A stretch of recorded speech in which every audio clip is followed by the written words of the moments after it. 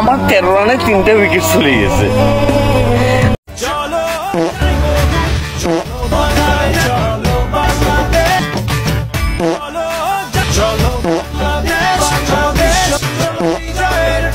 Bangladesh cricket টিমকে German shepherd দিয়ে ফকাত করে মারাবো। 2025 এশিয়া কাপে হংকং এর সাথে বাংলাদেশের ভালো লেভেলের একটা জয় ছিল। লিটনের এবং তৌহিদ হৃদয়ের ভালো লেভেলের একটা পার্টনারশিপ ছিল। এই অভিজ্ঞতা দিয়েই আমরা ভেবে নিয়েছিলাম যে আসলে শ্রীলঙ্কার সাথেও তারা জয় এনে দেবে। বাংলাদেশের ক্রিকেট প্রেমীরা আবার একটা নাগিন ড্যান্স দিতে পারবে।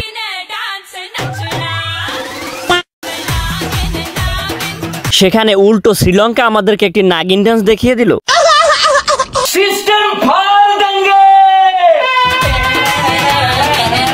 যেখানে আমরা নাগিন ড্যান্স দেব সেখানে লিটন দাস আমাদেরকে করলো হতাশ। বর্তমান ক্রিকেটের ডাকমারা প্লেয়াররা যারা পুট মেরে আসছে তাদেরকে ভরসা না করে আমরা ভরসা করছিলাম এই লিটন দাসকে, আর সেখানেই সে পুট মেরে দিল।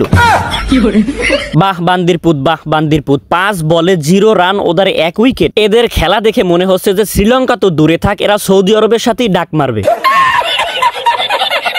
আমরা তো একটা নাগিন ড্যান্স দিব, কিন্তু উল্টা শ্রীলঙ্কা আমাদেরকে নাগেন ওদের বেলা ভাই টানা 2টা ওভার ডাক মারছে, 12টা বলে 0টা রান করছে। হালাগো দামরার পোকো কেমনটা লাগে একটু কম দি। মন্ডায় চাই কি জানেন, বাংলাদেশের প্রত্যেকটা অলিতে গলিতে যাইয়া ঝাড়ু মিছিল করা শুরু করে দি। হালারা তোরা ডাক মারবি, তোরা দেশের মাটিতে বইয়ে ডাক মারতি, তোরা কি লিগে বিদেশ যাইয়া ম্যানেজারটা খুইলি বাংলাদেশের হালারা।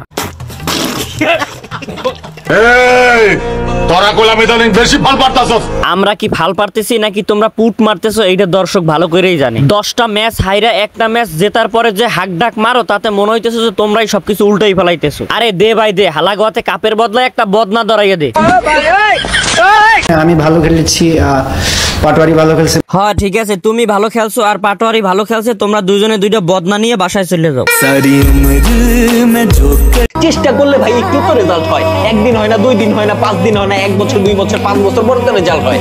আরে ভাই এদের রেজাল্ট কোথাও ভালো না, এদের রেজাল্ট ঘরেও ভালো না বাইরেও ভালো না। ওদের কোলে কাপ থাকতো বা না থাকতো, যদি রেজাল্ট ভালো থাকতো ঘরের অন্ততপক্ষে, তাহলে একটা বাচ্চা কোলে থাকতো। এরে পাশা হাক ডাক যতই দেশ খেলা আমরা দেখতাম না। যেই খেলা আমগো ইমোশন রে ফোন মারি দেয় এই খেলা আমরা দেখতাম না। যে খেলা হইতেছে কাকা, আমার মন চাইতেছে এখন ল্যাংটার মাজারে যাই, কাপড় চোপড় খুলি ওখানে আমার যা আছে সবকিছু দান করে দিই আমি।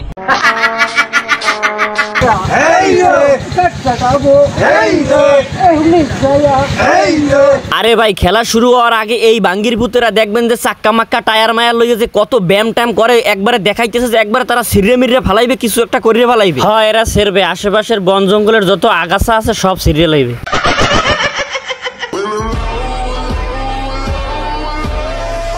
আরে ভাই এখানে মাশরাফি বিন মুর্তজা নাই, এখানে মুশফিক নাই, এখানে সাকিব নাই, এখানে তামিম নাই, এরা যে কিছু করবে। এখানে মাহমুদুল্লাহ রিয়াদ নাই, তার মানে কিছুই করার নাই, এরা শুধু সেরবে আর সেরবে।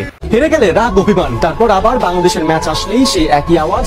ক্রিকেটের একটা সোনালী অধ্যায় ছিল যেখানে মাশরাফি বিন মুর্তজা খেলতো, যেখানে মাহমুদুল্লাহ রিয়াদ খেলতো, যেখানে মুশফিকুর রহমান খেলতো, যেখানে সাকিব আল হাসান খেলতো, বাংলাদেশের one of the player, all rounder player. কিন্তু এখন আর সেই দিনটা নাই, এখন শুধু পুট মারার প্লেয়ার। এরা যে আসলে কি খেলে সেটাই বলতে পারতেছে না, এরা শুধু ডাক মারতেছে আর পুট মারতেছে, এদের দিয়ে আসলে কিছু হবে না। আফগানিস্তানের সাথে বাংলাদেশ 100 রান পার করতে পারবে না, 100 রান করতে পারবে না বাংলাদেশ। ঠিকই বলছেন, আফগানিস্তান তো দূরের কথা, এরা তো উগান্ডার সাথেই পারবে না। হেই গাইস, ভিডিওটি ভালো লাগলে খুব তাড়াতাড়ি লাইক, কমেন্ট এন্ড সাবস্ক্রাইবের মতো সামাজিক কাজগুলো করতে লেগে পড়ুন।